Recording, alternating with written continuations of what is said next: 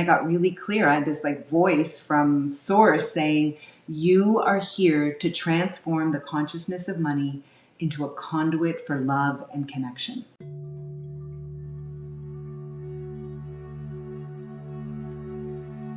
Welcome to the Zen Den, a podcast designed to help you discover your authentic inner peace.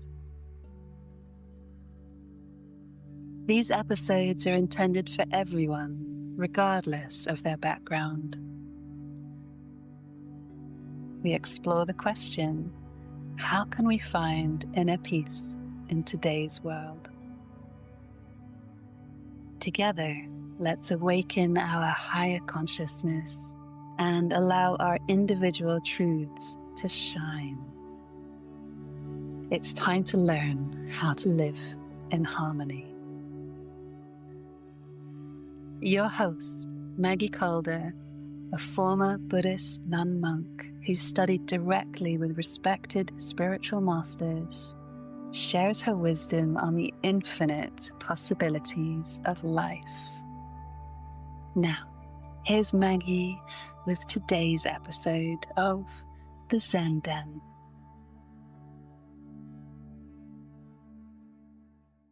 Hello, welcome to the Zen Den. What a pleasure to have you here. I am so happy today because I have an amazing lady with us today that you're going to love. The title is Not a Money Problem, It's a Money Pattern. Let's find out a little bit about this, shall we? Hello, welcome Brenda St. How are you? I'm great. Thanks for having me. This is really exciting to be able to talk about money, my favorite topic in the world. Do you want to share first a little bit about yourself and everything, and then we can... I am a financial therapist and a money coach, and I've been doing this work for probably about 16 years now. Mm-hmm. And it's been my life calling and my purpose to work with people and communities and our cultural influences around money so that we can create, I imagine money being a conduit for love and connection. Nice. And it feels like we treat money as if it's just this inanimate thing, or many people say money is energy and money is this. And I have a little different take on money. And I feel like money is a relationship.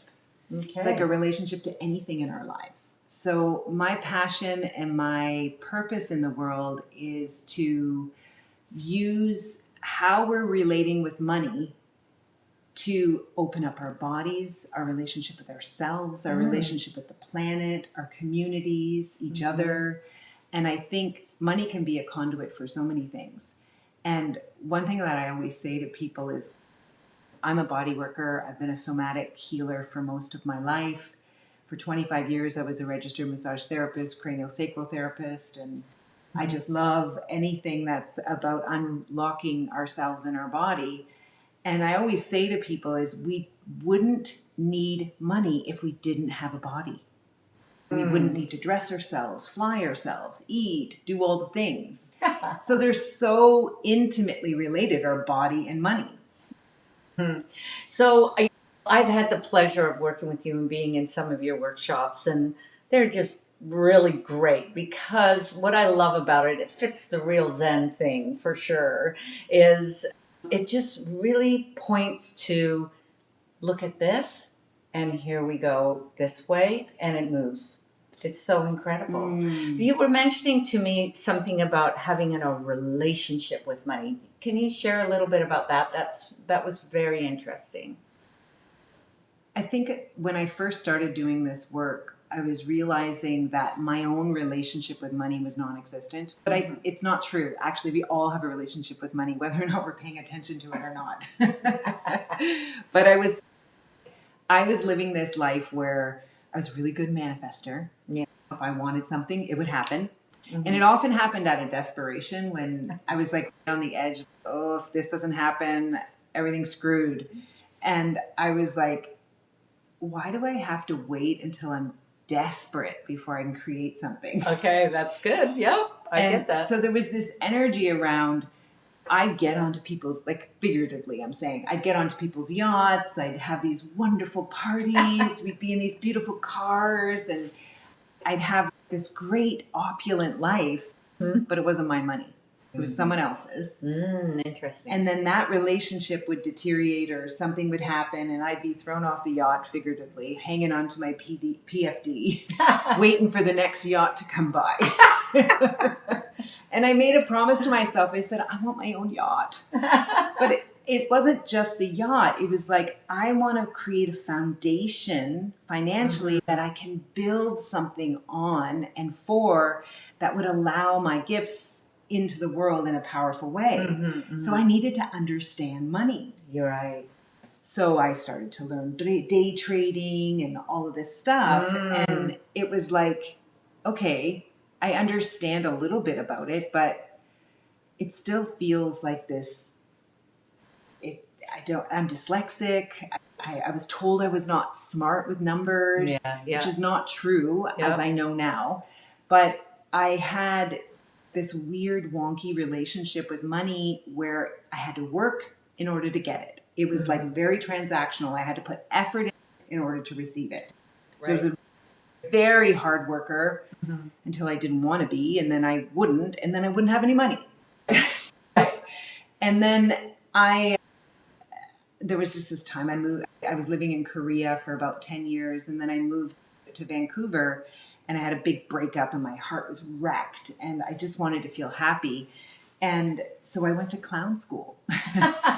And in clown school, it's a longer story, but in clown school, I went into this trance, and it was like there's this shamanic journey that you go through, and I got really clear. I had this like voice from source saying, you are here to transform the consciousness of money into a conduit for love and connection. Wow. Okay. So that's beautiful.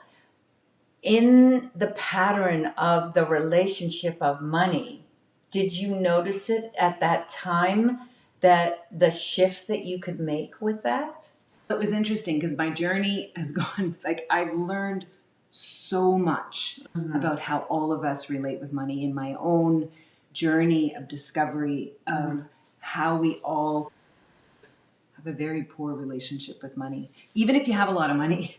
Well, there's even a sense like scared I'm going to lose it, or fearful I'm not going to have it. There's all these stories of it's not really a relationship. It's having or not having. Yeah, that's a relationship. If you're in a relationship with a person, you're either in a relationship with a person or you're not. Yes, but that flow of that partnership of wanting each other to shine, how do you get that flow of wanting money the partnership to money to allowing that partnership to shine? How do you shine? Well, okay, I can't answer that in one sentence, but I can go on a journey with you around it. Okay, we only have so many minutes in the podcast, but let's hone it down. And we know that many of us have a pattern with money that is, give me 3 points that's a common pattern with money. Also, I'd like to include our body when we're talking about this, because we get this information when our body tightens up, or you feel seen, or you feel shame, or anything around money, because that's also a relationship with money, because your body's talking to around it. So it's a little more layered than that. So like a good pattern would be overgiving. Okay. Someone that's overgiving and overgiving and overgiving. That's not a money problem. It's a pattern. And we usually learn it from our family of origin. Okay. And it's usually never taught to us. It's usually in the silence we learn it, that if you give, you get maybe some accolades or kindness. Or in the modeling, you might see your mother do it all the time, and you know that's what you do as a woman. But a lot of times overgiving is sometimes a place of you not feeling like you have love. You're using it in a replacing of having love. To kind of give the feeling of igniting that within yourself. Yeah. So when you're relating to money in a relationship kind of way, you're saying, okay, I'm an overgiver. I'm an overspender.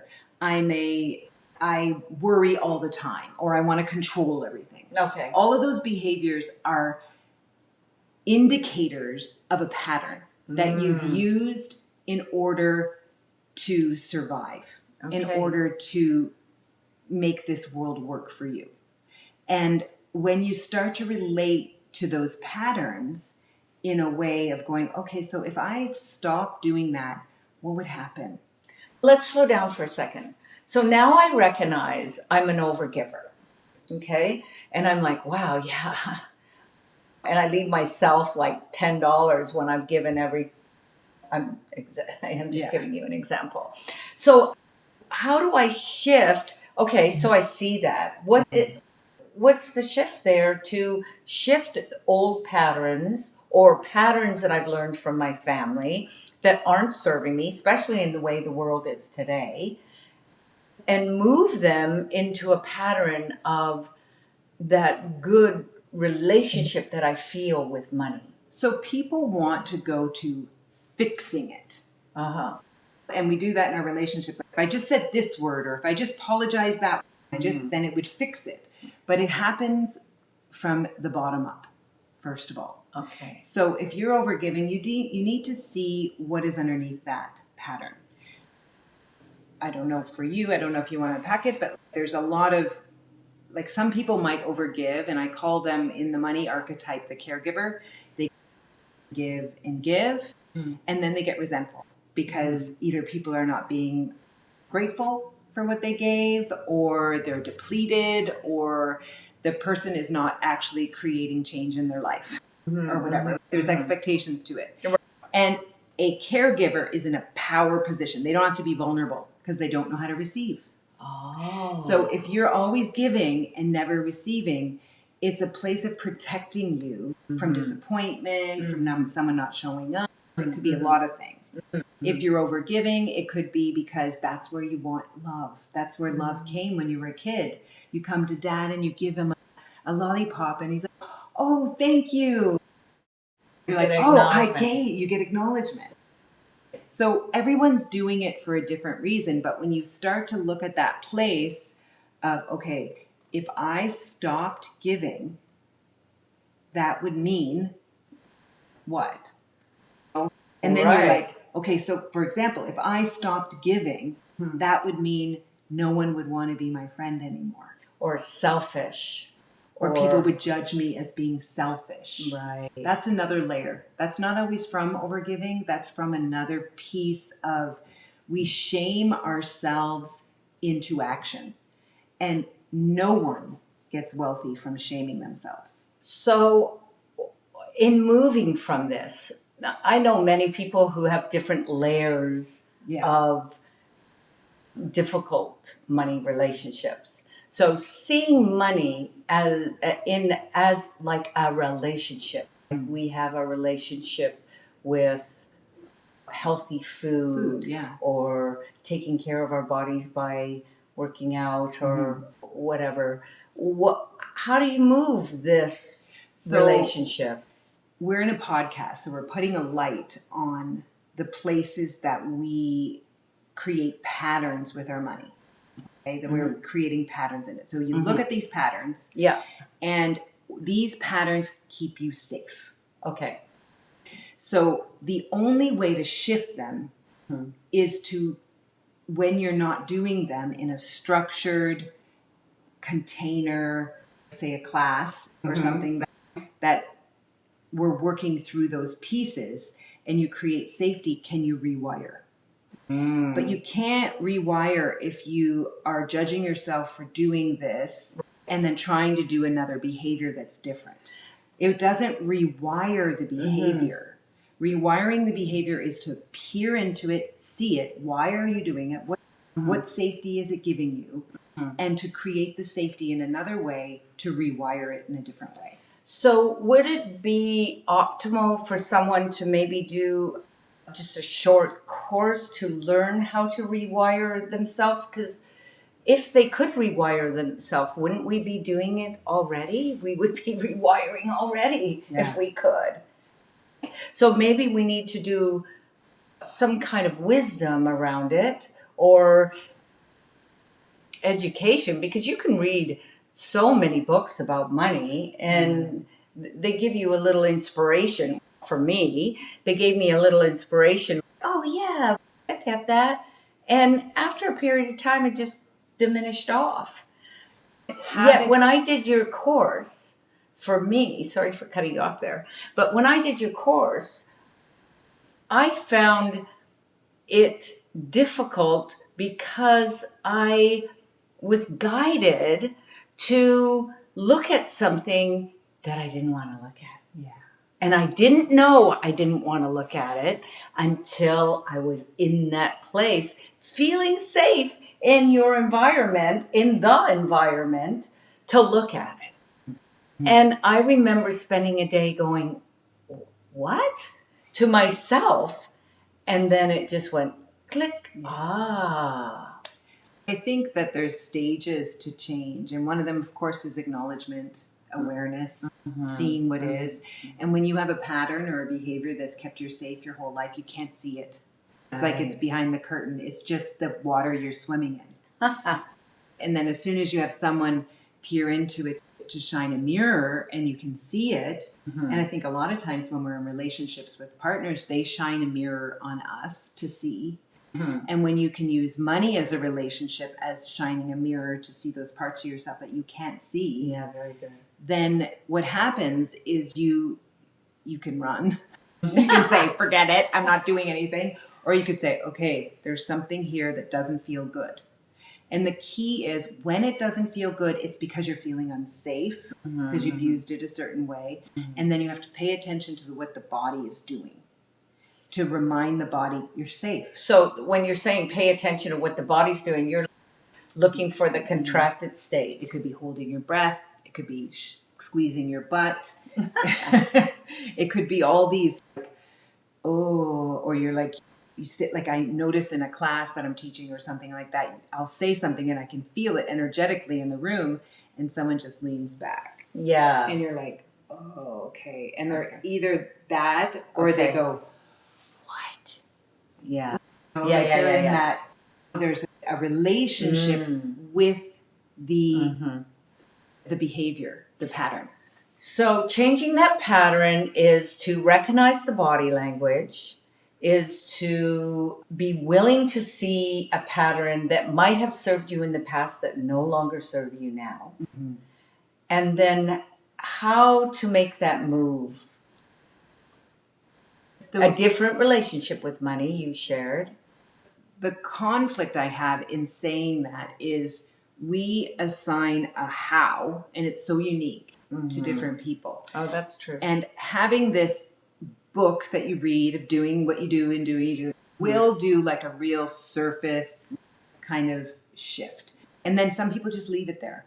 And then when stress happens, a recession happens, the roof caves in, they're gone back to their old pattern.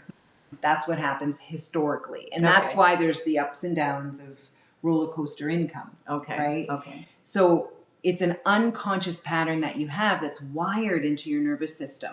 So to undo that, it takes, in a lot of the work that I do, it's really about, we do some hypnosis, we do some journeying, we do some breath work, we do some unlocking some of the energetic blocks that are going on in your body. So I recall this in your workshop. I recall this. In your workshop, you point out that the relationship with money isn't out here as much as it's in within, and how I emotionally and physically respond to it is the better word. No, those are the indicators. Okay. Those are like, so like when we do the intergenerational work, you'll see, okay, I can see mom does that. I can see dad does that. But you never go, where do I do that? You can go, oh, I can see my boyfriend does that. My husband does that. Oh, you can see how all these other people, but when do you go, what do I do? And that is a harder job to do on your own. Okay, so what would be, so this is lots of layers. And what would be one of the things or two things that maybe people could take away to really capture their relationship or changing their pattern? Okay, so let's Really? name maybe 5 behaviors that Okay. people might generally identify with, Okay. like the sense of not having enough, Okay, that's right? Yeah, yeah. And you're like, there's never enough. I never have enough. And Right. what it does is it makes you like, and then you might compare to people. Can you feel it in your body? Like, what does your body do? Mm-hmm. So this is a pattern. Mm-hmm. This is a pattern. What is this feeling of not enough doing for you? Because it is a pattern that it's your intelligence trying to keep you safe. Okay? That if you are in high alert of there never being enough, Mm-hmm. then you're going to notice when something goes bad. Ah, yes. Yes. It's controlling, saving every penny, holding it together, tracking everything, doing all of that kind of stuff. That behavior, if you feel that in your body, people pat you on the back and they say, oh, you got great savings, you got this. But it's a pattern. It's a pattern that's sanctioned in this reality, but it's still not a healthy behavior with money. And that's control. And the control is so that you feel safe and secure and there's certainty. Because maybe on some level you didn't have certainty. And this is how you create certainty. Okay. Avoiding, not looking at money, not wanting to pay attention, or just, I'm bad with numbers, I'm not good with this. That is protecting your nervous system because you feel like if you looked at it, you just get overwhelmed. So this is a pattern that protects you by avoiding. Overspending, like just buying impulsively and all that stuff. Yeah. That pattern shows you that you're valuable or worthy, or it make you feel like you're important. Okay. Or it could make you feel just a lot of comfort. You press buy on that little Amazon thing and you're like, ah, there's a relaxation in you. So you're soothing yourself because the anxiety of seeing actually what's really happening is too much. Right. So when you notice, it's what happens when people start this first level is they look at the pattern and they go, oh my God, I can't do that. I'm terrible. Oh, I have to self-soothe. I have no worth. I don't believe in myself. I'm scared. I'm scarcity because I come from a background of farmers, or I'm scarcity because I don't have generosity, or it all comes with this shame and judgment. Okay. And nothing will change with shame and judgment. We have to look at it, hold it, and say, oh, look. What about, there's something that's coming up for me. What about the fear of, oh, if I love money too much, what if I get greedy or something like that? That's a good one. That's a good one. So it's the guilt of wanting more. The guilt of wanting more is an image, your image control. You don't want what other people are going to say to you. And that could mean that you're protecting yourself from being cast away or outcast. So you want to belong. So you want it, but you don't want to tell anyone about it because they might not want to be your friend. Or it could be you want all these things because it's going to give you what you've decided success is. Okay. And then when you get there, you realize it's not true. But you have this image that my mom and dad wanted me to be successful, so I need to have that car, that house, that this, and then I can prove that I'm actually a worthy person. It could be 100 things. But. Right. So in recognizing, so you've named several things that people can recognize, and I recognize too, shifting that into something of a pattern that is of what you're pointing to. So a pattern of a real relationship with money. Yeah. So like your patterns also have a gift to them. Okay. So if you are doing scarcity, okay, where you're like, if I'm doing scarcity, like, oh my gosh, there's not enough, and that kind of thing.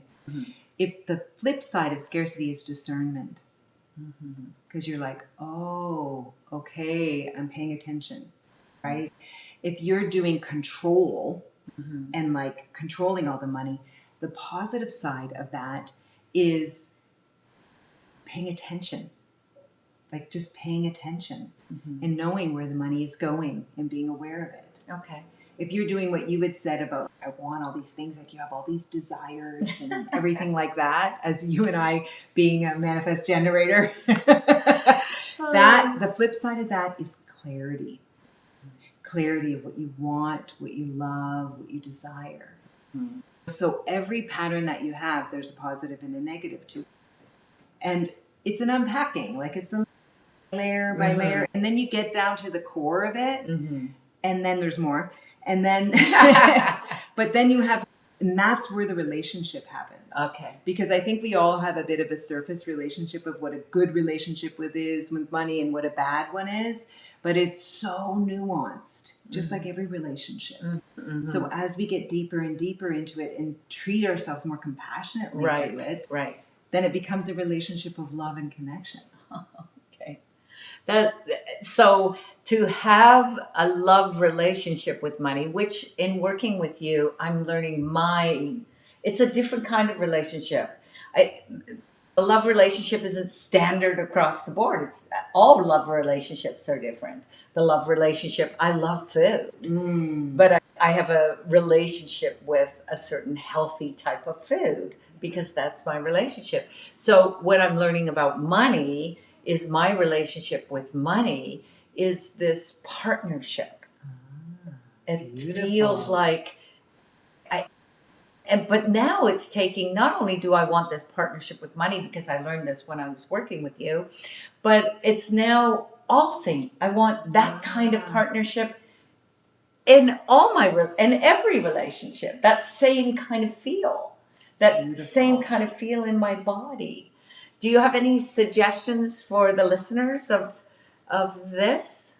I do think that working with someone and having a mirror with money is really important. Journaling about your relationship with money, like what does money mean to you? Maybe even have money write a letter to you to see what would money say to you and what would you say to money. And it's gestalting basically. You put the other character that you're working with in a chair across from you and you have a discussion with them. It works sometimes. Yeah. And that will shed some light on what's happening. And I just invite you, don't judge it. Just be curious, be gentle, and just go, wow, how has this relationship been serving me? Not how has it not been serving me? I think that point that you made of writing a letter to money as if you're writing a letter to a good friend and having that good friend write that letter back to you. That's really well. Don't start it with a good friend because money's not always a good friend. Oh yeah. You want to write an authentic letter. Right. If you're hating money and you're like think it's or dirty or greedy or you're afraid of it, write every single thing that you feel about it. Don't candy coat it. Okay, that's a really good point. Is there anything else that you would like to share around it? Just that you are on a journey. We're all on a journey with money. And just like any relationship, it gets deeper and deeper, and the intimacy that we create with it is one of the most greatest gifts you can give yourself. Okay, beautiful. Isn't that great? I feel it too.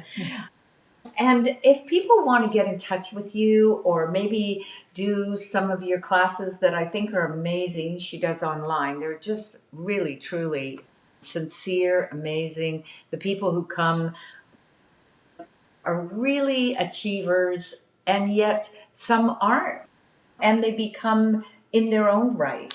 Is there a way that people can find you? You can go to brendastlouis.com, and I have the intergenerational money reset that I offer 3 times a year, and it's a movement. And once you've signed up for it, you're in it forever. Nice. And it's really about changing our history and having a ripple go out so it changes everyone. And it's easier and easier for the next person. So the more people in it, the better. So is there like a website or a link? How do people find you? BrendaStLouis.com. And all of that would be on my website. Okay. And I think probably in the notes, I can give you a link that people can explore the different pieces to that as well.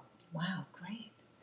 So I hope this was helpful with you for the relationship with money, looking at patterns, shifting it to a pattern that is a relationship that you want today, and maybe contacting Brenda. It's in my books absolutely worth it, no matter where you are in the world.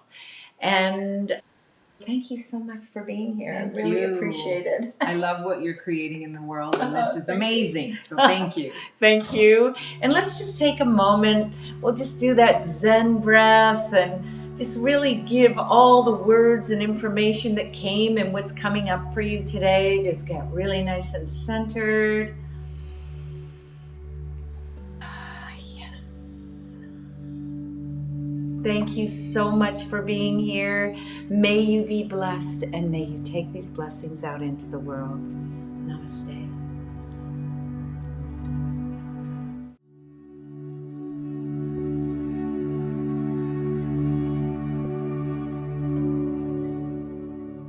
Thank you for listening to the Zen Den with your host, Maggie Calder. We hope this episode has provided you with a moment of peace in your busy day. If you enjoyed this podcast, please share it with someone who could use a little love today. To learn more about Maggie's offerings, visit thezenden.world or email us at thezendenworld@gmail.com. You will find us on all the social media platforms too. In kindness from all of us at the Zen Den, be well.